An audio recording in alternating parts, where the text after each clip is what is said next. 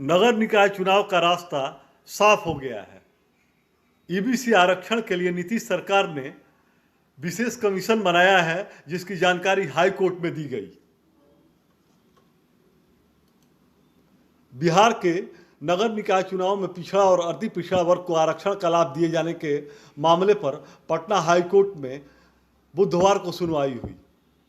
Patna high court ने नगर निकाय आरक्षण मामले में दायर पुनर्विचार याचिका पर सुनवाई करते हुए मामले को ईबीसी कमीशन के समक्ष भेजने को कहा है।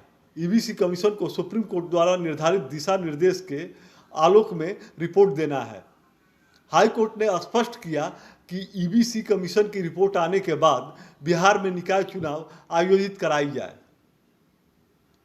सुनवाई में राज्य सरकार का पक्ष सुप्रीम कोर्ट के वरीय अधिवक्ता विकास सिंह और वरीय अधिवक्ता मनिंदर सिंह ने था।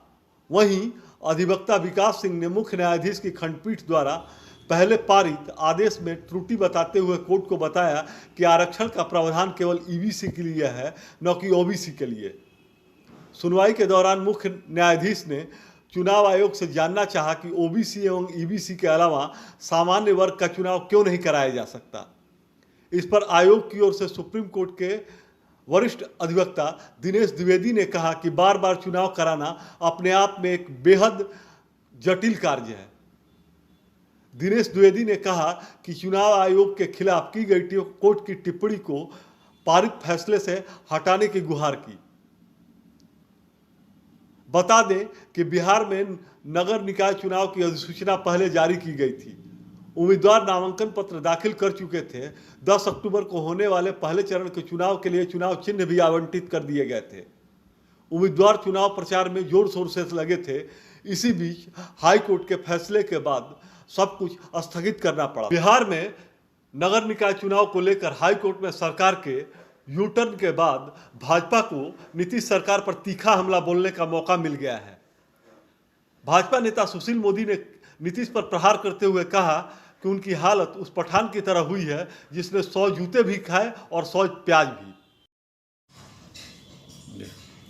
आज पटना हाईकोर्ट के सामने बिहार के मुख्यमंत्री नीतीश कुमार का अहंकार चकनाचूर हो गया। उनको मुंह की खानी पड़ी। नीतीश जी, अगर यही करना था तो बिहार की इतनी फजीयत क्यों कराई आपने? हम बार बार कह रहे थे कि सुप्रीम कोर्ट के निर्देश के बिना न तो मध्य प्रदेश में चुनाव हुआ, न महाराष्ट्र में चुनाव हुआ, लेकिन आप अपनी जीत पर अड़े थे। आपका वही हाल हुआ जो उस पठान के साथ हुआ, जिसको 40 जूते भी खाने पड़े और 40 प्याज भी खाना पड़ा। हम बार बार कह रहे थे, लेकिन आप मानने के लिए तैयार नहीं थे। एडवोकेट जनरल की राय को भी आपने नकार दिया। राज्य निर्वाचन आयोग की अनुशंसा को भी आपने दरकिनार कर दिया और अब कहते रहे कि किसी प्रकार के आयोग की आवश्यकता नहीं है। नीतीश जी, बिहार के अति पिछड़ों का जो करोड़ों रुपया चुनाव प्रचार में खर्च हो गया, क्या बिहार सरकार उसका क्षतिपूर्ति करेगी? आपके अहंकार का परिणाम बिहार को भुगतना पड़ रहा है। नीतीश जी, आपको बिहार की जनता से माफ़ी मांगनी चाहिए, खास करके अति पिछड़ों से, जो क्योंकि आपके कारण अति पिछड़ों का चुनाव 2 महीने के लिए और टल गया।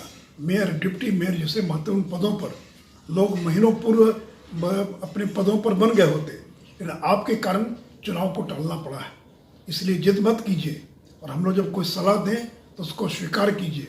लेकिन नीतीश जी, आपका अहंकार आज फिर से एक बार आपके कोर्ट के सामने आपका अहंकार जो है वो चकनाचूर हो गया।